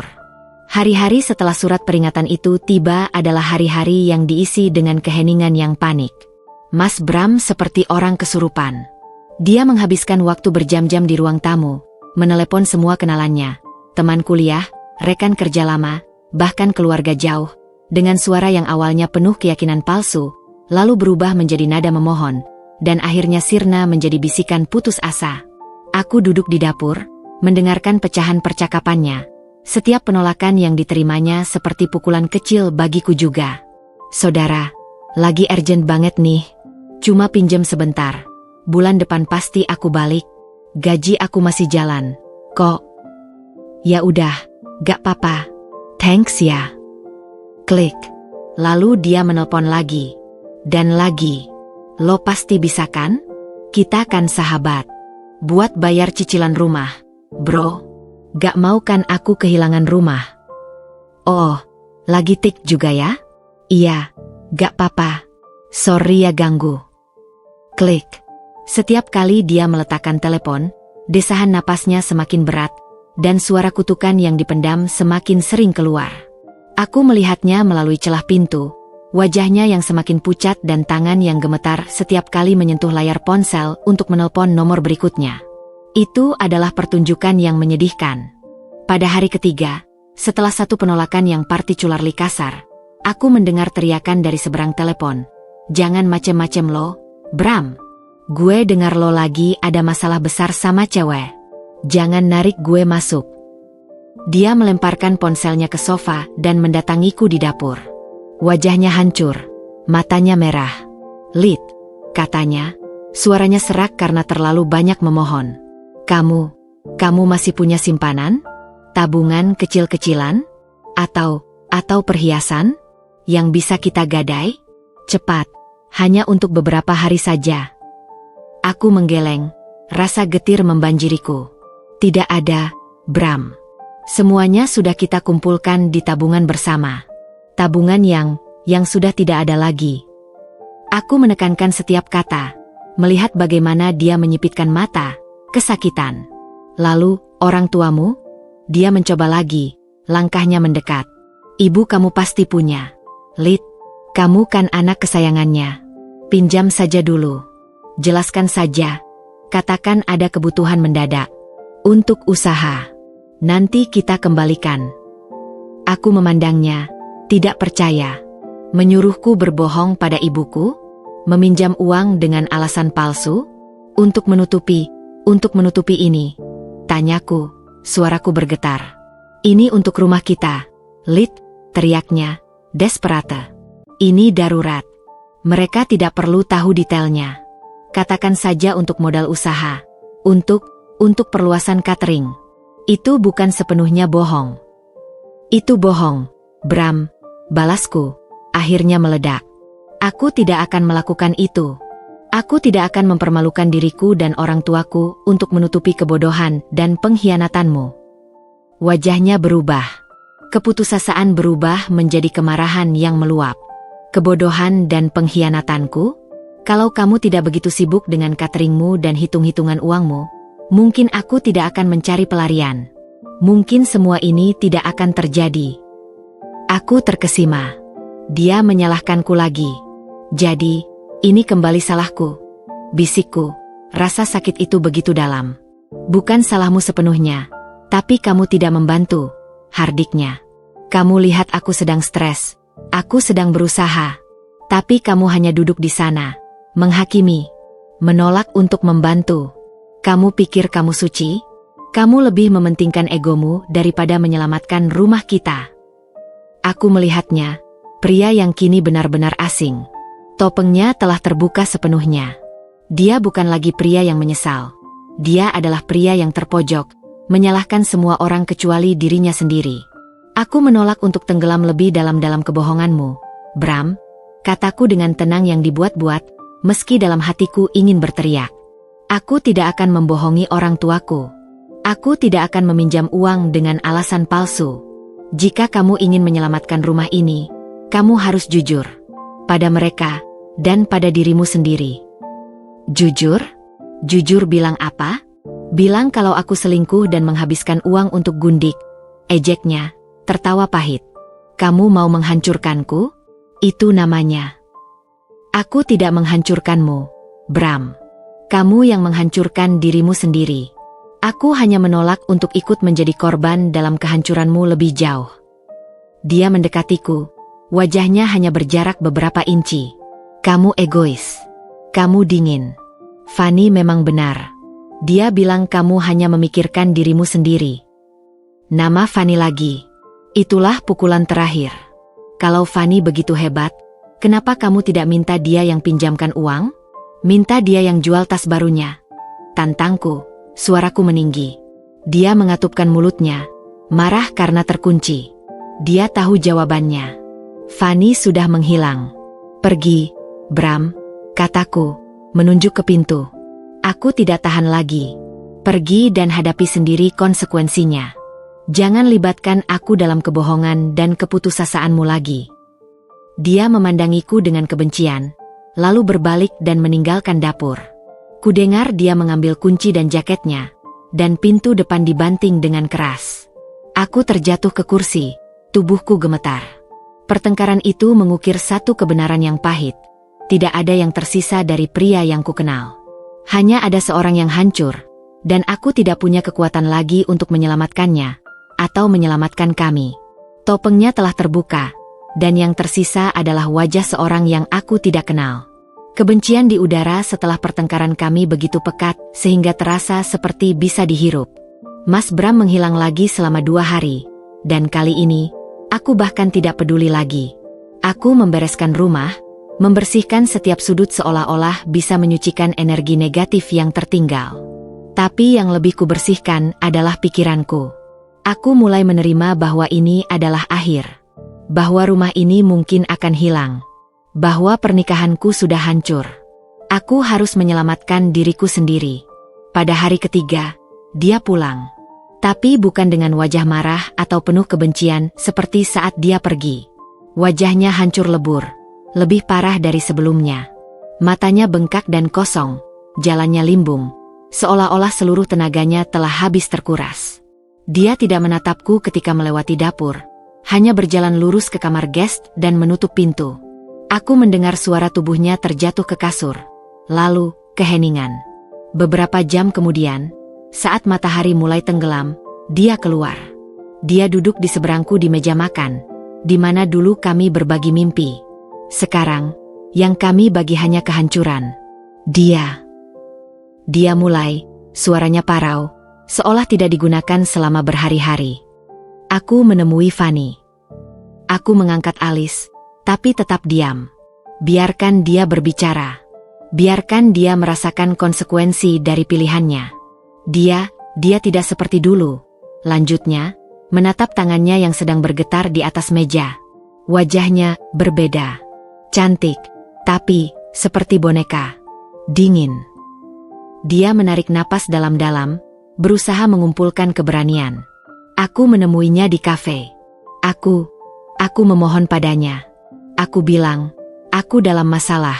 Bahwa bank akan menyita rumahku. Bahwa aku butuh uang, berapapun yang bisa dia kembalikan. Bahkan hanya 10 juta saja. Untuk menunda.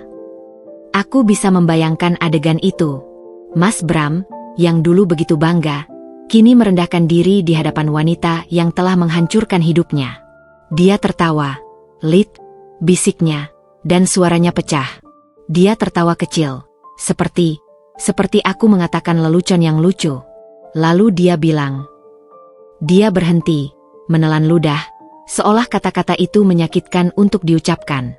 Bilang apa, Bram? Dorongku pelan, meski tahu ini akan menyakitkan. Dia bilang, itu kan urusanmu, Bram. Aku tidak memaksamu untuk memberiku uang. Itu atas kemauanmu sendiri. Hadapi saja konsekuensinya. Dia menirukan suara Fanny yang manis dan dingin, dan aku bisa merasakan betapa sarkastik dan kejinya kata-kata itu. Tapi belum selesai. Lalu dia bilang, lagi pula, aku sekarang lagi fokus sama karir. Banyak brand yang mau kerja sama. Aku harus jaga image. Ketahuan dekat sama orang yang punya masalah hutang, itu tidak bagus. Image. Kata itu seperti pisau. Dia tidak peduli. Tanyaku, meski sudah tahu jawabannya. Dia menggeleng, air mata mulai menetes lagi. Tapi sepertinya dia sudah terlalu lelah untuk menangis dengan keras. Dia malah bilang, kamu kan juga masih punya istri. Mending pulang saja ke istrimu. Dia yang urusin itu. Kita udah fun saja dulu, ya? Thanks buat semuanya. Thanks buat semuanya, seperti ucapan selamat tinggal setelah transaksi selesai. Lalu dia berdiri, mengambil tas barunya, tas yang masih ada tag harga Koreanya, dan pergi. Melengos begitu saja. Seperti aku bukan apa-apa. Seperti 7 bulan hubungan kita. Seperti 300 juta itu, tidak ada artinya. Suaranya hampir tidak terdengar, penuh dengan rasa tidak percaya yang masih menyiksa. Aku memandangnya, dan untuk pertama kalinya sejak semua ini mulai, aku merasakan belas kasihan. Bukan cinta, bukan juga maaf. Tapi sebuah belas kasihan yang dalam untuk seorang pria yang telah menjual jiwanya untuk sesuap pujian, dan sekarang menemukan bahwa pujian itu racun. Jadi, itulah kenyataannya. Bram, kataku dengan lembut. Kau bukan papinya. Kau hanya ATM-nya. Dan sekarang saldonya habis, kartunya dipotong. Dia mengangguk pelan. Wajahnya tertunduk dalam malu dan penyesalan yang begitu dalam, lebih dalam dari sebelumnya. Penolakan dari Fanny adalah karma yang jauh lebih kejam daripada kemarahanku. Itu adalah cermin yang memaksanya melihat betapa bodoh dan tergantikannya dia. Dia tidak berkata apa-apa lagi. Dia hanya terduduk di sana, terpaku, mungkin memutar ulang setiap kata, setiap tertawa, setiap janji palsu Fanny di kepalanya. Aku membiarkannya. Kadang-kadang, pelajaran paling berharga adalah yang paling menyakitkan. Dan pelajaran yang diterimanya hari ini adalah bahwa di balik senyuman manis dan pujiannya, Fanny adalah seorang yang dingin, calculative, dan hanya memikirkan dirinya sendiri. Persis seperti yang pernah ditudingkannya padaku. Ironi yang paling pahit. Mas Bram menghilang ke dalam kamar guest setelah pertemuan tragisnya dengan Fanny. Aku mendengar suara pintu terkunci, lalu hanya keheningan yang pekat yang menyelimuti rumah. Tidak ada suara langkah, tidak ada suara telepon, tidak ada suara televisi. Hanya kesunyian yang begitu berat, seolah-olah rumah itu sendiri sedang berkabung. Aku memberinya ruang. Aku sendiri butuh waktu untuk mencerna semua yang terjadi. Rasa belas kasihan yang kurasakan tadi masih ada, tetapi bercampur dengan rasa lelah yang amat sangat. Aku seperti telah melalui pertempuran panjang, dan sekarang hanya ingin beristirahat. Malam itu, sekitar pukul 11, kudengar pintu kamar guest berderit terbuka. Lalu, langkah kaki yang tertatih-tatih mendekati kamarku. Aku sudah berbaring di tempat tidur, memejamkan mata, tetapi masih terjaga. Dia mengetuk pintu dengan sangat pelan, hampir seperti ketukan seorang anak kecil. "Lit," panggilnya dari balik pintu, suaranya serak dan hancur. "Kamu masih bangun?" Aku tidak langsung menjawab. Aku melihat bayangannya dari celah bawah pintu. Dia terduduk di lantai, bersandar di pintu. Aku bisa mendengar suara napasnya yang tersendat-sendat. "Lit, aku tidak tahu harus bagaimana lagi," bisiknya, suaranya parau. "Aku hancur." Aku menarik napas dalam-dalam dan membuka pintu. Dia terkejut, melihat ke atas. Wajahnya basah oleh air mata, matanya bengkak dan merah. Dia tampak sangat kecil dan rapuh, duduk bersila di lantai. Aku menyesal. "Lit," isaknya, tangisnya pecah tanpa bisa dibendung lagi. Ini bukan tangis dramatis atau penuh kemarahan seperti sebelumnya. Ini adalah tangisan yang dalam, jujur, dan penuh penyesalan total. Aku benar-benar menyesal. Apa yang telah kulakukan pada kamu, pada kita, pada semua yang kita bangun. Dia memegangi kepalanya, tubuhnya terguncang oleh isakan. Aku bodoh. Aku egois. Aku buta. Fanny, dia hanya mempermainkanku. Dan aku membuang segalanya untuknya. Segalanya.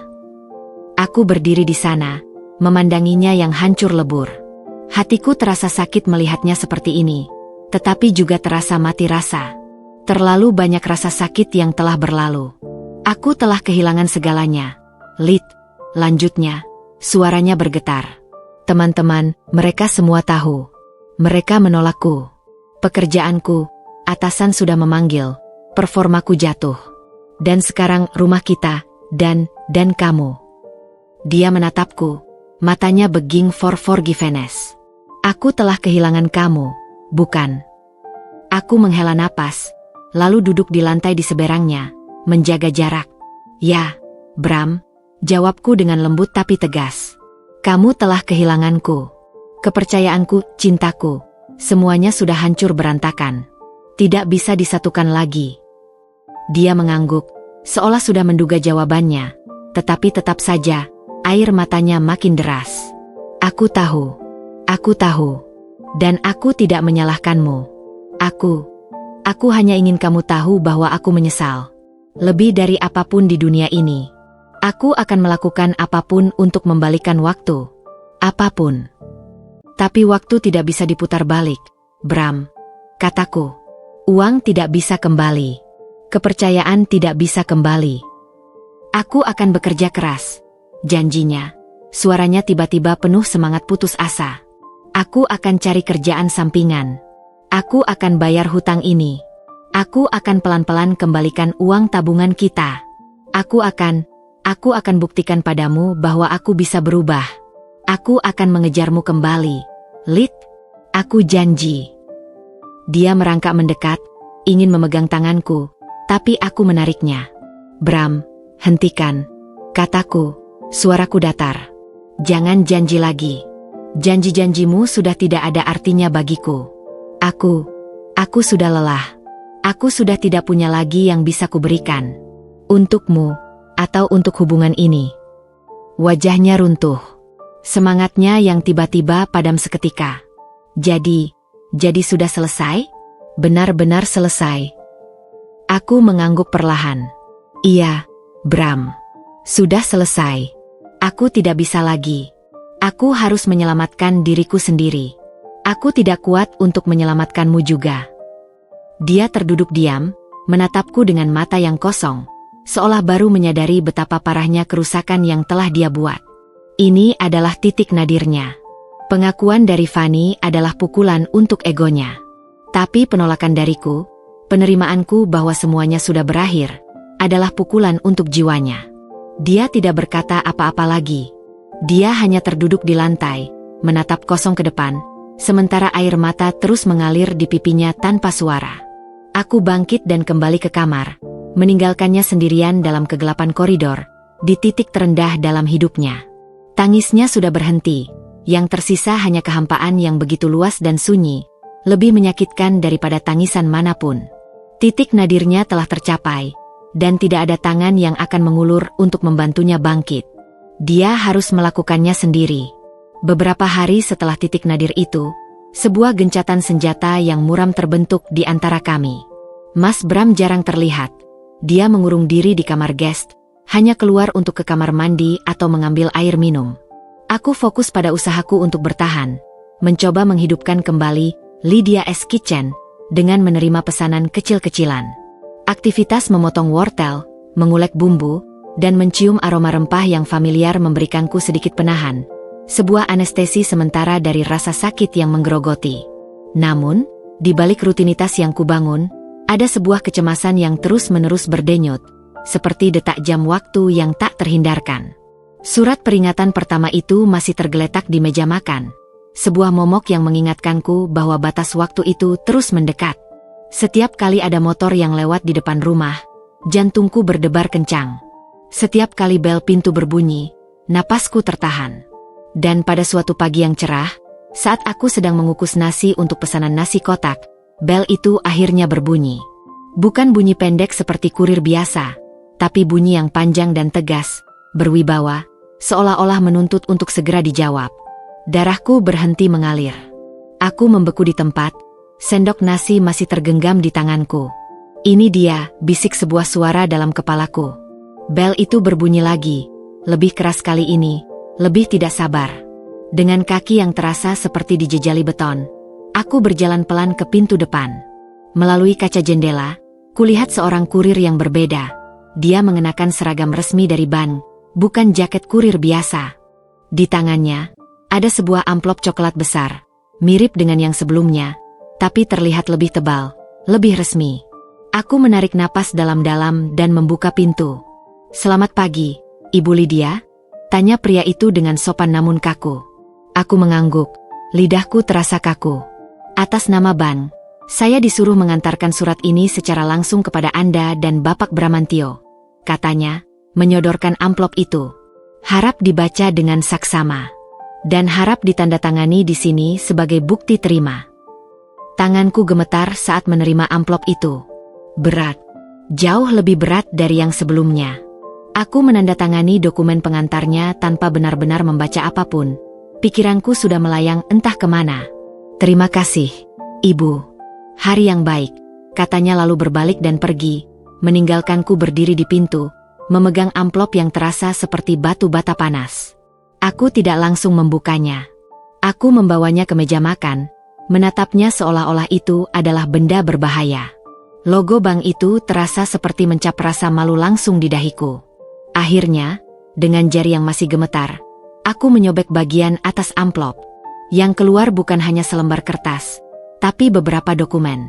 Ada surat resmi dengan kop bank, beberapa lampiran berisi pasal-pasal perjanjian yang disorot dengan stabilo kuning, dan sebuah surat yang ditandatangani oleh notaris.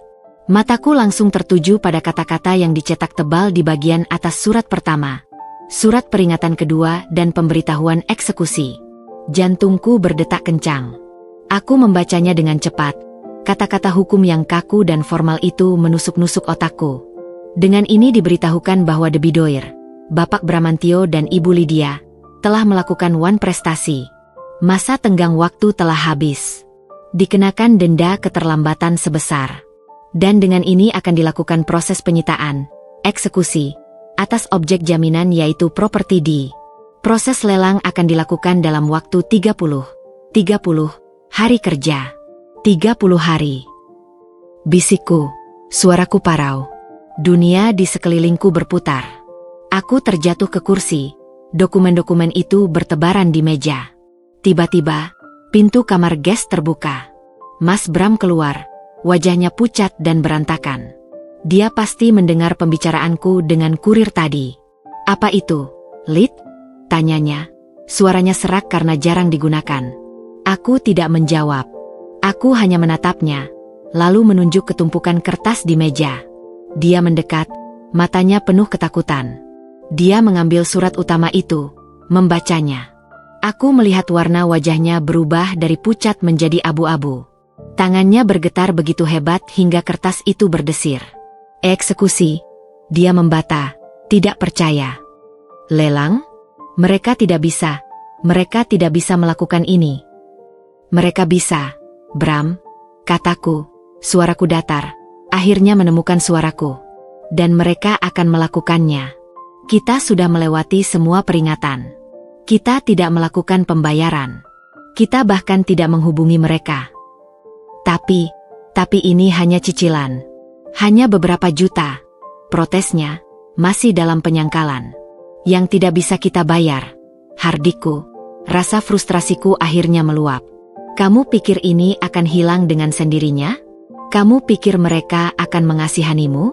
Mereka adalah Bram, bukan charity. Dia memandangi surat itu lagi, seolah-olah membacanya untuk kesekian kalinya akan mengubah isinya. 30 hari, kita masih punya waktu. Aku akan pergi ke bank. Aku akan berbicara dengan manajer. Aku akan minta keringanan. Kamu akan apa, Bram? Potongku, suaraku meninggi. Kamu akan menceritakan kisah sedihmu? Bagaimana kamu menghabiskan uang untuk gundik? Apakah kamu pikir mereka akan peduli? Dia terdiam, terpojok. Dia tidak punya jawaban. Dia hanya bisa memandangi surat itu, sebuah dokumen yang jauh lebih menakutkan daripada surat cinta manapun dari Fanny. Ini adalah surat cerai dari rumahnya sendiri, dari kehidupan yang pernah dia miliki. Bel yang berbunyi tadi bukan sekadar bel. Itu adalah genta kematian. Dan suaranya masih bergema di telingaku, mengiringi bayangan kehilangan yang kini terasa begitu nyata, begitu dekat. Surat peringatan kedua itu tergeletak di atas meja makan seperti mayat, menghipnotis dan menebar teror. Udara di rumah terasa semakin pengap, seolah-olah dinding-dindingnya perlahan-lahan menyempit, mengurung kami dalam sangkar keputusasaan. Mas Bram, yang sebelumnya terpaku dan hancur, tiba-tiba seperti disetrum oleh realitas akhir yang tertulis di atas kertas itu. Kepanikan yang sebelumnya terpendam kini meledak menjadi sebuah energi liar dan tidak terkendali. 29 hari, serunya tiba-tiba, berdiri dari kursinya dan mulai mondar-mandir di ruang tamu seperti singa yang terkekang. Tangannya meremas-remas rambutnya. Kita masih punya waktu. Aku harus melakukan sesuatu. Aku harus menemui seseorang. Dia menyambar ponselnya yang sudah lama tidak disentuh dan mulai menelpon dengan liar, tanpa pola, ke siapa saja yang terpikir olehnya. Pak Heru, ini Bram, anak Bu Sri. Iya, maaf mengganggu. Saya ada urgent banget nih. Butuh pinjam, ya, untuk nutup cicilan rumah. Iya, oh, gitu, ya, tidak apa-apa. Terima kasih, Pak. Klik. Dia bahkan tidak mengambil napas sebelum menekan nomor berikutnya. Denny. Bro, gue Bram. Lo pasti bisa bantu gue. Gue lagi di posisi sulit. Butuh duit cepat. Gedean. Buat nyelamatin rumah. Bunga gede gue bayar. Hah? Hutang lo sendiri lagi numpuk. Klik. Aku duduk di sofa, memeluk bantalku, menyaksikan pertunjukan tragis ini. Setiap telepon, setiap penolakan, adalah sebuah pukulan bagi harga dirinya yang sudah babak belur. Suaranya yang awalnya penuh keyakinan palsu perlahan-lahan berubah menjadi nada memohon yang putus asa, dan akhirnya menjadi bisikan yang hancur. Tante Maya? Ini Bram. Ibu tahu saya kan? Iya, saya. Suaranya tercekat. Saya butuh bantuan. Tidak, bukan untuk saya, untuk Lydia. Iya, dia sakit butuh biaya operasi. Mendengar itu, aku langsung berdiri. Bram, jangan, teriakku. Dia terkejut, menutup telepon dengan cepat, wajahnya merah padam karena malu dan kegerahan. Jangan menggunakan namaku. Jangan menggunakan kebohongan itu. Hardiku, rasa jijik membuncah dalam diriku. Dia satu-satunya yang mungkin mau bantu. Dia kan suka sama kamu. Balasnya, defensif. Aku tidak peduli. Aku tidak mau dibohongi atas namaku. Teriakku kembali. Pertengkaran kami menggema di ruangan yang sempit. Dia menghela napas frustrasi, lalu kembali ke ponselnya. Sekarang menghubungi rekan-rekan kerjanya yang lebih junior. Agung? Ini Mas Bram dari kantor. Iya, dengar. Kamu kan punya akses ke dana proyek X? Itu kan lagi mengendap. Bisa gak pinjam sebentar? Seminggu saja. Gue ganti double. Apa? Nggak bisa? Manajemen baru audit. Klik. Dia melemparkan ponselnya ke sofa dengan geram. Tidak ada seorang pun. Teriaknya, suaranya pecah menjadi isakan yang frustrasi. Dia membungkuk, kedua tangannya menahan kepalanya. Mereka semua tahu. Mereka semua tahu tentang Fanny. Tentang uang yang hilang. Mereka menganggapku sampah. Seorang pecundang. Dia menatapku, matanya liar dan penuh ketakutan. Aku harus pergi ke bank. Sekarang juga. Aku akan bersujud pada manajernya. Aku akan jelaskan semuanya.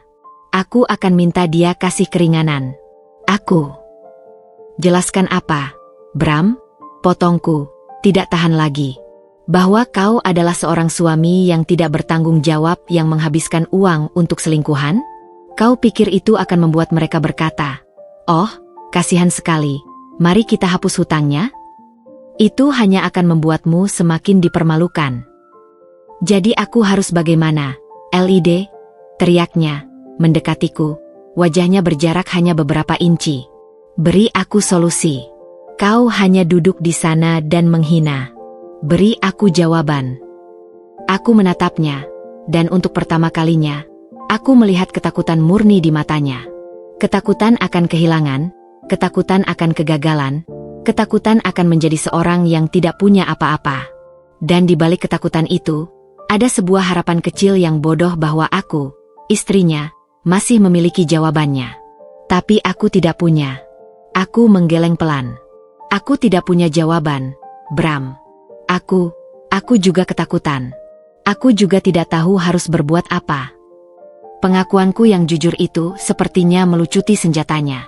Amarahnya menguap, digantikan oleh sebuah keputusasaan yang begitu dalam. Dia terjatuh berlutut di depanku, seperti orang yang menyerah total. Lid, tolong. Bisiknya, suaranya hampir tidak terdengar. Aku tidak kuat. Aku tidak bisa menghadapi ini sendirian. Aku memandangnya, pria yang bersujud di hadapanku, hancur oleh kepanikan dan penyesalannya sendiri. Dan aku tahu, bahwa meskipun aku tidak memiliki jawaban, meskipun aku marah dan terluka, aku juga tidak bisa membiarkannya tenggelam sepenuhnya sendirian. Tapi membantunya, aku tidak tahu bagaimana caranya lagi. Kami sudah sampai di ujung tanduk, dan satu-satunya hal yang tersisa adalah menunggu Algojo datang menjemput. Kepanikan itu nyata, tapi tidak menghasilkan apa-apa selain menghabiskan sisa-sisa energi dan harga diri yang masih tersisa. Kepanikan Mas Bram yang meledak-ledak itu, ironisnya, hanya berlangsung singkat. Seperti lilin yang menyala terlalu terang sebelum padam, energinya yang liar itu cepat habis, digantikan oleh sebuah kelumpuhan yang lebih dalam. Dia menghabiskan hari-hari berikutnya terpaku pada satu hal, ponselnya. Bukan untuk menelepon atau memohon lagi, tapi untuk memantau satu-satunya penghubungnya dengan dunia yang telah menghancurkannya, akun media sosial Fanny. Aku menyaksikan perubahan ini dengan perasaan campur aduk. Dia duduk di sofa yang sama, tetapi sekarang seperti patung. Matanya tidak berkedip, hanya menatap layar ponsel yang menyala di tangannya. Jempolnya secara kompulsif menyegarkan feed Instagram Fanny, menunggu update baru, sebuah tanda kehidupan, sebuah pesan yang tidak akan pernah datang. Lihat nih, gumannya suatu sore, suaranya datar dan hampa, seolah berbicara pada dirinya sendiri. Dia lagi di photoshoot, pakai baju baru. Tagnya Blessed Grateful. Dia mendengus, sebuah suara yang penuh kepahitan. Grateful atas apa? Atas uangku yang habis. Aku tidak menanggapi. Aku sudah lelah menjadi sounding board untuk kekecewaannya. Keesokan harinya, ritualnya berubah. Dia tidak lagi hanya memantau, dia mulai mencoba menghubungi. Aku mendengarnya berdebat dengan teleponnya. Kenapa tidak bisa diangkat? Sinyal di Korea pasti bagus, gerutnya, menekan tombol dial berulang kali. The number you have dialed is not available. Dia memblokirku, bisiknya, tidak percaya. Wajahnya yang sudah pucat menjadi semakin tidak berwarna. Tidak mungkin. Mungkin lagi di area bawah tanah. Kereta mungkin. Aku melihatnya mencoba aplikasi pesan lain. WhatsApp, Telegram. Semuanya menunjukkan tanda centang 1, atau status, terkirim, yang tidak pernah berubah menjadi terbaca. Hari berikutnya adalah puncaknya. Aku sedang menyiram tanaman di teras ketika kudengar teriakan dari dalam rumah. Bukan teriakan marah, tapi teriakan yang mengandung rasa sakit dan pengkhianatan yang begitu dalam. Tidak, ini tidak mungkin. Aku bergegas masuk. Mas Bram berdiri di tengah ruang tamu, menatap ponselnya dengan wajah yang benar-benar hancur. Tangannya gemetar begitu hebat sehingga ponsel itu hampir terjatuh. Dia memblokirku, katanya, suaranya bergetar, hampir tidak bisa dipercaya. Di mana-mana, Instagram, WhatsApp, semuanya. Dia menatapku, matanya berkaca-kaca dengan kepanikan yang baru. Aku tidak bisa melihat akunnya lagi. Dia menghilang sepenuhnya. Dia menyodorkan ponselnya padaku. Memang benar. Di Instagram, ketika aku mencari nama Fanny, yang muncul adalah pengguna tidak ditemukan. Itu adalah tanda yang jelas bahwa dia telah diblokir. Ini harusnya tidak terjadi. Isaknya, tubuhnya limbung dan ia terjatuh ke sofa. Dia bilang setelah operasi, kita akan bersama. Dia bilang aku adalah pria terhebat dalam hidupnya. Dia bilang. Ucapannya tercekat oleh isakan yang menyakitkan. Dia memegangi kepalanya, terhuyung-huyung antara kemarahan dan kesedihan yang mendalam. Uangku, 300 juta, untuk ini? Untuk diblokir seperti sampah? Seperti seorang penguntit yang tidak diinginkan. Lalu, sesuatu yang lain muncul di matanya. Sebuah pencerahan yang pahit. Dia bahkan tidak pernah mencintaiku, bukan? Dari awal, itu hanya transaksi. Dan aku adalah orang bodoh yang membayar dengan segalanya. Pengakuan itu, yang keluar dari mulutnya sendiri, sepertinya adalah pukulan terberat. Dia tidak lagi marah. Dia hanya terduduk, menatap kosong ke dinding, wajahnya basah oleh air mata yang mengalir tanpa henti. Karma yang paling kejam bukanlah penolakan, bukan pula penghinaan. Tapi adalah saat seseorang menyadari bahwa dia bukanlah kekasih, bukan pula seorang penyelamat. Tapi hanya sebuah alat, sebuah batu loncatan, sebuah ATM yang sekali pakai lalu dibuang. Fanny telah menghilang tanpa jejak, meninggalkannya sendirian dengan reruntuhan hidup yang dia bantu ciptakan. Dan dalam kepergiannya, dia meninggalkan sebuah kebenaran yang lebih menyakitkan daripada operasi plastik manapun. Bahwa Mas Bram telah dipermainkan, diperdaya, dan akhirnya, ditinggalkan begitu saja. Papi, sudah tidak ada lagi. Yang ada hanyalah seorang pria yang bangkrut, baik secara finansial maupun emosional, yang ditinggalkan oleh kedua wanita dalam hidupnya. Satu karena perbuatannya, dan satu lagi karena kebodohannya. Ditinggalkan oleh Fanny adalah pukulan final yang memutuskan sisa-sisa ilusi yang masih dipegang Mas Bram. Dia benar-benar hancur. Dia tidak lagi mondar-mandir, tidak lagi marah, tidak lagi berusaha. Dia hanya duduk di sofa atau tergeletak di kasur kamar guest, menatap langit-langit dengan mata kosong, seperti sebuah cangkang yang telah dikosongkan dari semua isinya. Tangisnya sudah kering, digantikan oleh sebuah keheningan yang lebih menyeramkan daripada amarah manapun. Aku memandangnya dari kejauhan, dan rasa belas kasihan yang kumiliki perlahan-lahan berubah menjadi sebuah kejelian yang dingin. Aku menyadari sesuatu. Aku tidak bisa menyelamatkannya. Dan yang lebih penting, aku tidak ingin terjebak dalam kehancurannya. Surat peringatan dari bank masih tergeletak di meja, sebuah pengingat nyata bahwa waktu terus berjalan, dan tidak peduli seberapa hancurnya Mas Bram, dunia luar tidak akan berhenti untuknya. Untuk kami. Suatu pagi, saat aku melihatnya mencoba minum air dengan tangan yang masih gemetar, sebuah ketenangan aneh turun ke atasku. Keputusan itu datang bukan sebagai sebuah ledakan emosi, tapi sebagai sebuah kebenaran yang tenang dan pasti. Aku akan pergi, Bram, kataku, suaraku rata dan jernih, memecah kesunyian pagi itu. Dia mengangkat kepalanya perlahan, matanya berusaha fokus, seolah-olah sulit memproses kata-kataku. Pergi? Mau kemana? Gumannya, suaranya parau. Ke rumah orang tuaku. Untuk sementara. Sampai semua ini selesai. Jawabku, tetap tenang. Ditinggal sendiri? Di kondisi seperti ini? Protesnya lemah, lebih seperti sebuah refleks daripada keberatan yang sungguhan. Kamu sudah meninggalkanku sendiri sejak lama, Bram. Balasku, tidak dengan akcusatori, tapi dengan fakta. Ketika kamu memilih untuk menghabiskan waktu dan uang kita padanya. Ketika kamu memilih untuk berbohong. Ketika kamu memilih untuk tidak memikirkan masa depan kita. Aku sudah sendirian dalam pernikahan ini untuk waktu yang lama. Dia menunduk, tidak bisa menatapku. Aku tahu. Aku salah.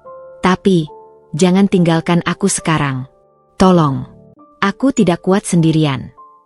Itu adalah sebuah pengakuan yang lemah, sebuah pengakuan ketergantungan, bukan cinta. Dan aku tidak kuat lagi untuk menopangmu, Bram.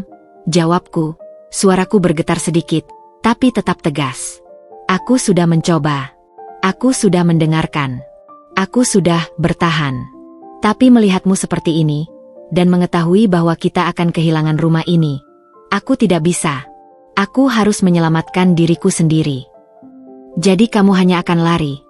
Tanyanya, ada sedikit percikan emosi di suaranya. Ini bukan melarikan diri, Bram, kataku. Suaraku sedikit meninggi, akhirnya emosi yang kutanam keluar. Ini adalah menyelamatkan diri. Kamu pikir mudah bagiku untuk pergi? Ini adalah rumah yang kubangun bersamamu. Tapi kamu yang membakarnya, Bram. Kamu yang membakarnya sampai habis. Dan sekarang aku tidak mau terbakar bersamamu. Dia terpana oleh ledakanku, matanya membesar. Aku mencintaimu, Bram. Aku benar-benar mencintaimu. Tapi cinta itu sudah hangus. Hangus oleh kebohonganmu, oleh pengkhianatanmu, dan oleh keputusasaanmu yang egois ini. Kamu hanya memikirkan betapa menderitanya kamu, betapa tertipunya kamu. Kamu tidak pernah benar-benar memikirkan betapa sakitnya aku, betapa hancurnya aku.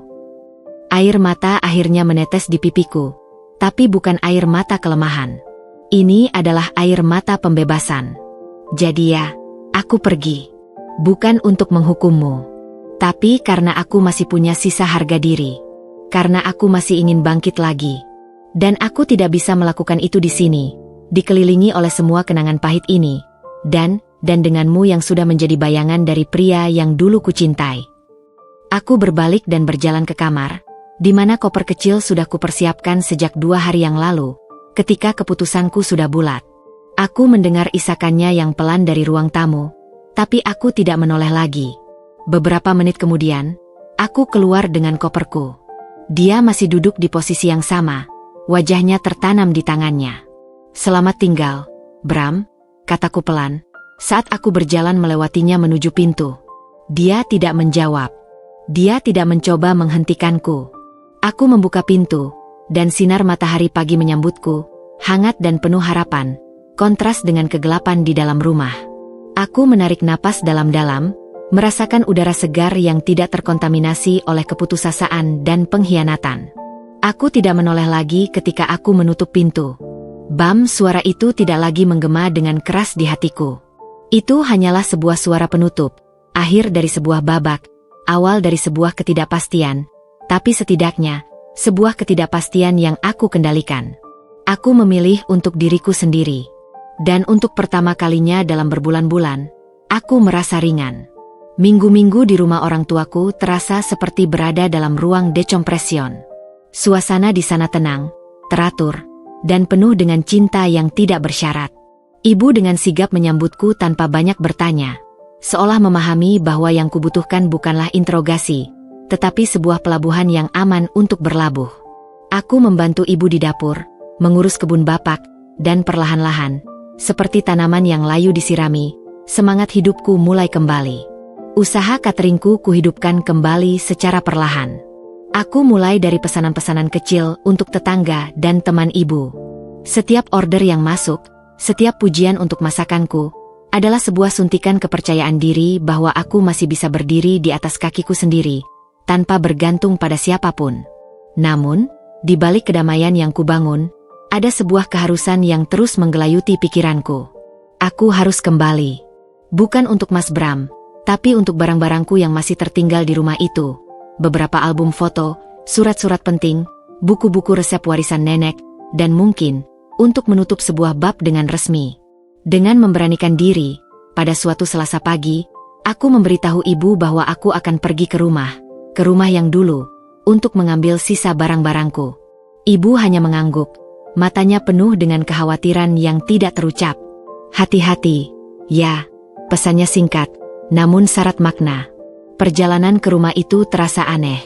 Jalanan yang dulu begitu familiar, seolah memiliki nuansa yang berbeda. Setiap tikungan mengingatkanku pada perjalanan pulang yang dulu ku nanti-nanti, yang sekarang terasa seperti perjalanan menuju kuburan masa lalu. Saat mobil semakin mendekati kompleks perumahan, jantungku mulai berdebar tidak karuan. Aku memarkir mobil beberapa rumah dari jarak rumah kami, mengambil napas dalam-dalam, dan berjalan pelan.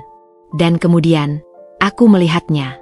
Pemandangan itu membuatku membeku di tempat, seolah seluruh udara di paru-paruku habis dalam sekejap. Di pagar rumah kami, rumah yang dulu dengan bangga kami sebut sebagai istana kecil kami, terpampang segel plastik berwarna kuning terang dengan logo bank dan tulisan, disegel, yang besar dan mengerikan. Di sampingnya, terpancang sebuah papan besar, tidak salah lagi, bertuliskan, dijual, dalam huruf-huruf tebal berwarna merah, lengkap dengan nomor agen properti yang tertera di bawahnya. Dijual. Kata itu menghantamku seperti pukulan di ulu hati. Meski sudah mempersiapkan diri, melihatnya secara langsung adalah sebuah pengalaman yang sama sekali berbeda. Itu nyata. Itu akhir. Rumah itu tampak sunyi dan tidak berjiwa. Tirai jendela tertutup rapat, tanaman di teras depan layu dan tidak terurus, dan sampah daun berserakan di halaman. Itu adalah pemandangan yang menyedihkan dari sebuah impian yang telah mati. Aku berdiri di seberang jalan, tidak mampu bergerak, menatap fiks pada papan, dijual, itu. Segala memori berkelebat di kepalaku. Hari pertama kami membeli kunci, sore-sore minum teh di teras, malam-malam menghitung tabungan, dan mimpi-mimpi tentang Korea yang kini terasa seperti ejekan yang kejam. Air mata mengalir di pipiku, tapi kali ini, bukan air mata kemarahan atau keputusasaan. Ini adalah air mata perpisahan. Sebuah pengakuan bahwa bab ini benar-benar telah berakhir. Semua kerja keras, semua pengorbanan, semua cinta yang pernah ada di dalam tembok itu, semuanya telah dipersembahkan untuk sebuah hayalan, dan sekarang, diambil alih oleh sebuah institusi yang tidak peduli pada drama manusia yang terjadi di dalamnya. Aku tidak perlu masuk lagi. Barang-barang di dalamnya tiba-tiba terasa tidak penting lagi. Biarkan mereka menyegelnya. Biarkan mereka menjualnya. Itu bukan rumahku lagi. Itu bukan rumah kami lagi. Dengan kaki yang gemetar, aku berbalik dan berjalan kembali ke mobilku. Perjalanan pulang terasa seperti melalui kabut. Aku telah kembali ke realita, dan realita itu pahit, tetapi setidaknya, itu adalah milikku sendiri. Aku telah menyaksikan dengan mataku sendiri kuburan dari impian kami, dan dari puing-puingnya, aku tahu satu hal. Aku harus mulai membangun lagi, untuk diriku sendiri. Aku berdiri terpaku di seberang jalan, mobilku masih terparkir dengan mesin yang sudah dimatikan. Mataku masih tertancap pada segel kuning yang menyala-nyala dan papan, dijual, yang terasa seperti nisan. Aku tidak tahu berapa lama aku berdiri di sana, tenggelam dalam lautan kenangan dan rasa kehilangan yang begitu dalam. Dunia di sekelilingku seakan tidak ada, sampai sebuah suara yang sangat kukenal namun sekaligus sangat asing, menyentakku dari belakang. Lit. Suara itu serak, parau, dan penuh dengan ketidakpercayaan. Aku berbalik perlahan. Dan di sana, berdiri sekitar 10 meter dariku, adalah Mas Bram. Aku hampir tidak mengenalinya. Dia terlihat seperti orang yang berbeda. Pakaiannya, sebuah kaos oblong lusuh dan celana training yang kusut, terlihat terlalu besar untuk tubuhnya yang tampak menyusut. Wajahnya tertutup janggut yang tidak terurus, matanya merah dan cekung, dikelilingi oleh lingkaran hitam yang dalam. Dia terlihat 10 tahun lebih tua, hancur, dan yang paling menyedihkan, dia terlihat hilang. Dia memandangiku seperti melihat hantu, dan kemudian matanya beralih ke rumah, ke segel, ke papan itu, dan kembali padaku. Ekspresinya berubah dari shock, menjadi kebingungan, lalu akhirnya, runtuh menjadi sebuah kesedihan yang begitu polos dan mentah. Lit, apa ini? Dia berbisik, suaranya pecah, tangannya menunjuk ke arah segel dengan gemetar. Aku tidak bisa menjawab. Aku hanya bisa memandangnya, merasakan sebuah belas kasihan yang begitu besar yang hampir membuatku tercekat. Dia mengambil beberapa langkah mendekat, jalannya limbung, seperti orang mabuk. Matanya tidak pernah lepas dari papan. Dijual, itu. Ini tidak benar. Gumannya, lebih kepada dirinya sendiri. Ini pasti salah. Mereka tidak bisa, tidak mungkin secepat ini. Dia mendekati pagar, tangan yang gemetar itu meraih segel plastik, mencoba merabanya, seolah-olah menyentuhnya akan membuktikan bahwa itu hanya ilusi. Tapi itu nyata. Dan sentuhan itu sepertinya menyadarkannya. Seluruh tenaga di tubuhnya seakan menguap. Lututnya tertekuk dan dia terjatuh tersungkur di halaman depan rumah yang sudah bukan miliknya lagi. Tubuhnya terguncang oleh isakan yang dalam, menyayat hati, suara tangisnya yang parau dan putus asa memecah kesunyian kompleks perumahan. Tidak, ini rumahku, teriaknya, suaranya serak dan penuh agoni, tangan meninju-ninji rumput yang sudah kering. Aku yang bekerja keras untuk ini. Aku yang membayarnya. Mereka tidak bisa mengambilnya. Aku mendekatnya perlahan. Hatiku bergejolak antara ingin menghiburnya dan ingin menjauh. Dia tampak begitu hancur, begitu telanjang dalam penderitaannya. Dia mendongak, matanya yang basah dan merah itu menatapku, penuh dengan kepanikan dan permohonan yang tidak terucap. Lit, tolong, katakan ini tidak benar. Ini mimpi buruk, kan? Aku akan bangun, dan semuanya akan baik-baik lagi. Kan? Aku menggeleng pelan, air mata akhirnya mengalir di pipiku juga. Ini nyata, Bram. Mereka sudah menyegelnya. Mereka akan menjualnya. Tapi aku sudah berusaha. Aku tadi dari Ban. Aku memohon pada mereka. Aku bersujud. Aku. Ucapannya tercekat oleh isakan. Mereka bilang sudah terlambat. Suratnya sudah keluar. Tidak ada yang bisa dilakukan lagi. Dia memandiku, dan untuk pertama kalinya, dia benar-benar melihatku, melihat rasa sakit yang juga kualami. Aku telah menghancurkan segalanya. Bukan, Lit? Bukan cuma rumah ini. Tapi kita. Kamu. Dia merangkak mendekatiku, tapi aku mundur selangkah. Instinku berkata untuk menjaga jarak. Raut wajahnya menyakitkan untuk dilihat. Maafkan aku, Lit, bisiknya, suaranya hampir tidak terdengar, dipenuhi oleh rasa malu dan penyesalan yang absolut. Aku menyesal. Lebih dari apapun yang bisa kau bayangkan. Setiap hari, setiap jam, itu menghantuiku. Aku lebih bodoh dari yang kau kira. Aku lebih lemah. Aku melihatnya, pria yang dulu adalah kekasih dan suamiku, kini hancur berkeping-keping di atas puing-puing impiannya sendiri. Dan di saat itu, di tengah kehancuran totalnya, aku menyadari sesuatu yang penting. Amarahku sudah habis. Yang tersisa hanyalah sebuah kesedihan yang besar dan sebuah penerimaan bahwa ini adalah akhir dari jalan kami. Aku sudah mencoba memaafkan, Bram, kataku, suaraku lembut namun tegas. Tapi yang hancur bukan cuma rumah ini, tapi segalanya. Kepercayaan, cinta, masa depan yang kita rencanakan. Aku tidak bisa lagi. Dia mengangguk, menundukkan kepalanya, seolah sudah tahu jawabannya. Tangisnya sudah reda, digantikan oleh sebuah kepasrahan yang menyedihkan. Aku mengambil napas dalam-dalam. Aku harus pergi, Bram. Dia tidak menjawab. Dia hanya terduduk di atas rerumputan kering, terpaku pada segel yang mengunci masa lalunya. Aku berbalik dan berjalan perlahan menuju mobilku. Kali ini, tidak ada amarah, tidak ada teriakan, hanya sebuah kesedihan yang sunyi untuk segala sesuatu yang telah dan tidak akan pernah lagi terjadi. Pertemuan terakhir kami bukan di sebuah rumah, tapi di atas puing-puingnya. Dan di atas puing-puing itu, kami akhirnya mengucapkan selamat tinggal, tanpa kata-kata, hanya dengan kehancuran yang berbicara lebih lantang dari apapun. Aku berjalan menjauh dari reruntuhan itu, dari rumah, dari Mas Bram, dari kehidupan yang pernah kupikir akan kujalani selamanya. Langkah kakiku terasa berat, seolah menarik beban dari setiap kenangan yang tertinggal di halaman berumput kering itu. Suara isakannya yang terseduh-seduh masih menggema di telingaku, sebuah simfoni kesedihan yang akan menghantuiku untuk waktu yang lama. Saat aku membuka pintu mobil, aku menoleh sekali lagi. Dia masih terduduk di tanah, tubuhnya membungkuk, wajahnya tertanam di tangannya.